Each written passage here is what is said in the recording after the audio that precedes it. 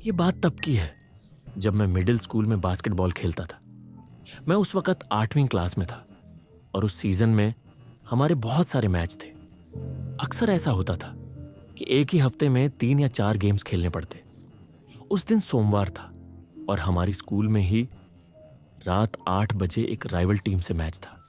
अब आमतौर पर हमारे मैच इतने लेट नहीं होते थे, लेकिन उस समय स्कूल का दूसरा जिम निर्माण में था, इसलिए जूनियर टीम्स को पहले खेलने का टाइम दिया गया और हमारा गेम आखिर में शेड्यूल कर दिया गया। मुझे आज भी याद है, मैच पूरे समय बेहद करीबी स्कोर में चल रहा था। आखिरी कुछ मिनटों में हमने अपनी बढ़त खो दी और मैच हार गए। हम सब बेसमेंट में बने लॉकर रूम में गए जहां हमारा सामान रखा था। मैंने जैसे ही अपना लॉकर खोला, मेरे कोच ने मुझे बुलाया। वो मुझे अपने ऑफिस ले गए जो बेसमेंट के दूसरी ओर था। वो मुझसे बात करना चाहते थे हाई स्कूल में बास्केटबॉल को लेकर, मेरे प्लान्स के बारे में। बातचीत करीब 10 मिनट तक चली। जब हम बाहर निकले तो मुझे एहसास हुआ कि बाकी सब लोग जा चुके थे। अब पूरे बेसमेंट में बस हम 2 ही बचे थे। सच कहूं तो माहौल थोड़ा डरावना लग रहा था। मैंने पहले भी बेसमेंट में क्लासेस ली थी, लेकिन वो हमेशा दिन के वक्त होती थी और कभी अकेले नहीं। कुछ देर बाद कोच भी चले गए, लेकिन मैं वहीं रुका रहा क्योंकि मुझे अपना बैग लेना था और जूते भी बदलने थे। मैं लॉकर रूम में गया, बैग उठाया और एक बेंच पर बैठ गया। जैसे ही मैं जूते के फीते खोलने लगा, मुझे सीढ़ियों से नीचे आने की आवाज सुनाई दी।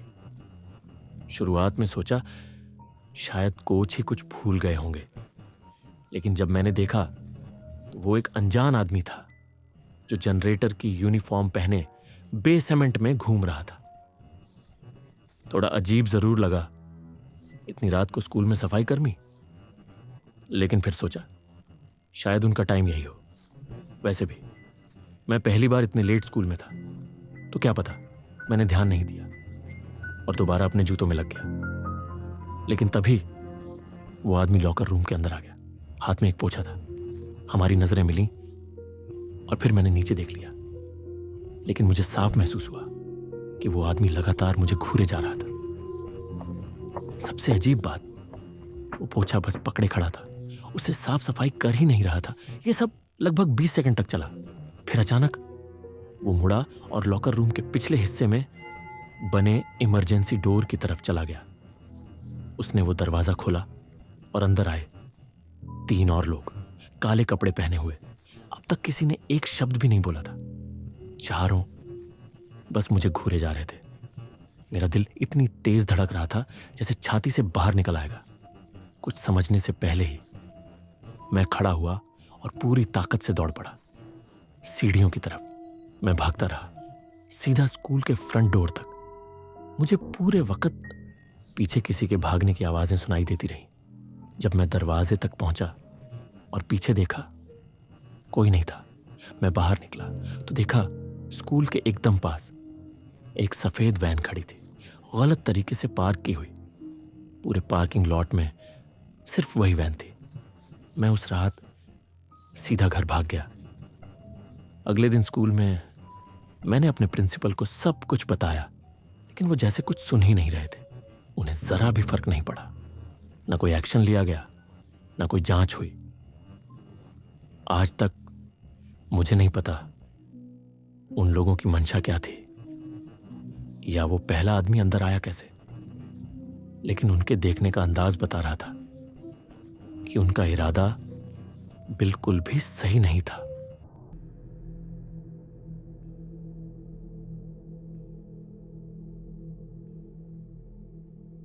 मैं एक छोटे से कस्बे में रहता हूं। वो शुक्रवार की रात थी। हर शुक्रवार को मैं और मेरा छोटा भाई पास के एक एलिमेंट्री स्कूल के मैदान में अपने दोस्तों के साथ फुटबॉल खेलने जाया करते थे। उस वक्त मैं 12 साल का था और मेरा भाई 10 साल का।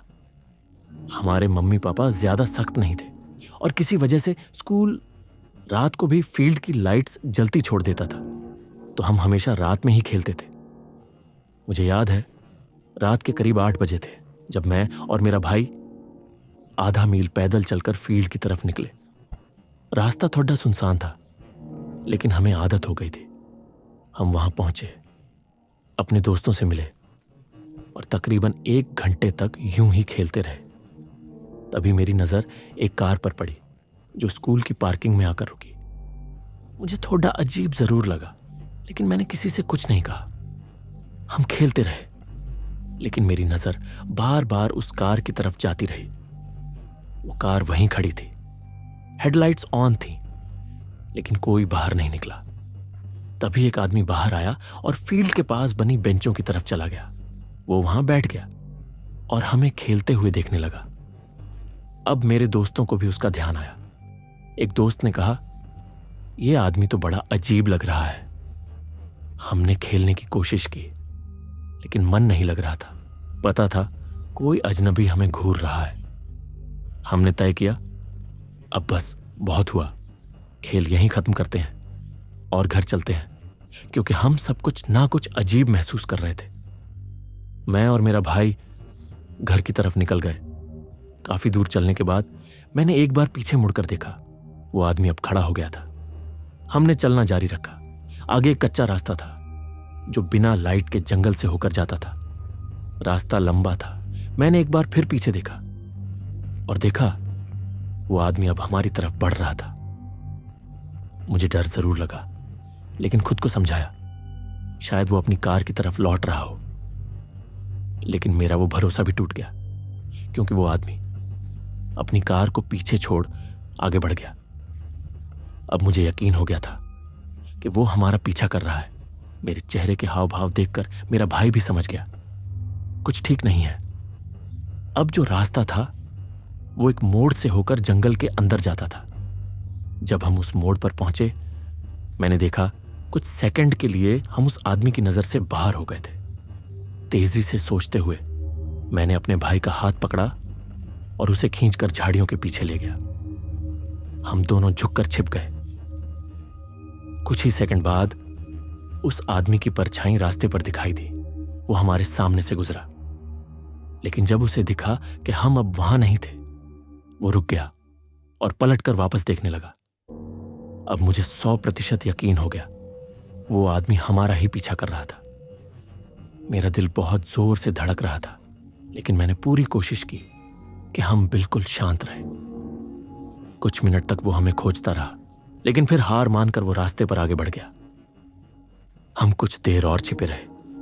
जब यकीन हुआ कि अब वो चला गया है, तब जाकर हम बाहर निकले। बाकी रास्ता हम चुपचाप घर लौट आए। कोई और दिक्कत नहीं हुई।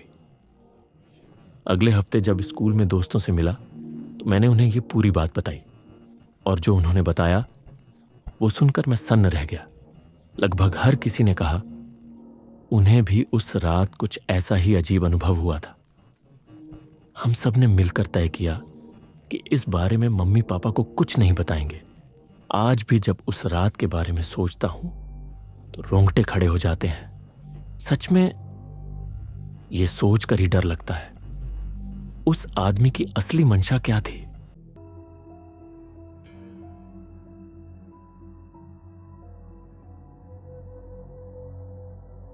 मेरी गर्लफ्रेंड और मैं अब तक करीब 1 साल से साथ हैं। उस वक्त हम दोनों की उम्र 19 साल थी। मुझे ठीक ठीक याद है, उस दिन बुधवार था और मैं घर पर अकेला था। तभी मेरी गर्लफ्रेंड का मैसेज आया। उसने मुझसे एक छोटा सा काम करने को कहा। उसका एक छोटा भाई है डस्टिन, जिसकी उम्र करीब 10 साल है। उस दिन उसके पेरेंट्स शहर से बाहर थे। उसने मुझसे पूछा कि क्या मैं डस्टिन को उसके बेसबॉल मैच पर ले जा सकता हूँ और फिर वापस छोड़ दूं, क्योंकि वो खुद होमवर्क में काफी बिजी थी और उसके पास टाइम नहीं था। मेरे पास भी उस रात कोई खास प्लान नहीं था, तो मैंने तुरंत हाँ कर दी। वैसे भी मेरी और डस्टिन की आपस में अच्छी बनती है। मैच शाम 7 बजे शुरू होना था, तो मैं उसे लेने के लिए 6:30 बजे पहुंच गया। मैच का मैदान थोड़ी अजीब जगह पर था। पहले आपको पार्किंग में गाड़ी लगानी पड़ती थी और फिर लगभग 5 मिनट पैदल चलकर फील्ड तक जाना होता था। हमारा इलाका वैसे भी काफी पेड़ पौधों और जंगलों से घिरा हुआ है, तो चारों ओर सिर्फ घना जंगल था। जब हम फील्ड पर पहुंचे, डस्टिन अपनी टीम के पास चला गया और मैं बेंच की तरफ बढ़ गया। मैच काफी लंबा चला, कुछ एक्स्ट्रा इनिंग्स भी लगी। जब मैच खत्म हुआ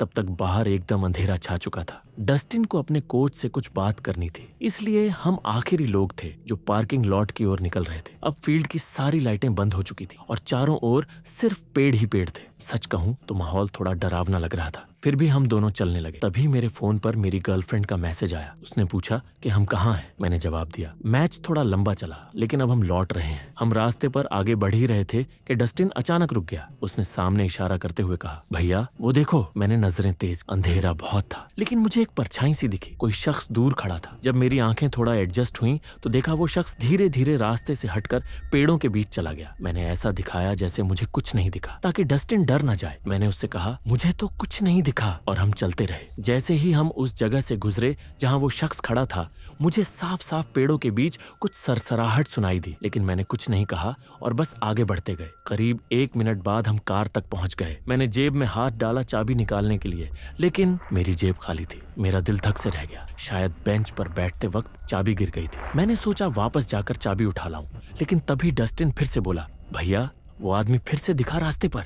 अब मुझे समझ आ गया कि वापस जाना कोई विकल्प नहीं है। जो भी वो इंसान था, उसका वहां होना बहुत अजीब और डरावना लग रहा था। बुधवार की इतनी रात को कोई जंगल के बीच अकेले खड़ा क्यों होगा? हमने तय किया कि बेहतर होगा अगर हम पैदल ही घर चलें। वैसे भी मेरी गर्लफ्रेंड का घर सिर्फ 15 मिनट की दूरी पर था। हम चलने लगे। रास्ता सीधा था, रिहायशी इलाके से होकर जाता था और वहां स्ट्रीट लाइट्स भी थी। जैसे ही मैंने एक बार पीछे मुड़कर देखा, वो आदमी फिर दिखा। इस बार लाइट में उसका चेहरा थोड़ा साफ दिख रहा था। वो करीब 35 साल का लग रहा था।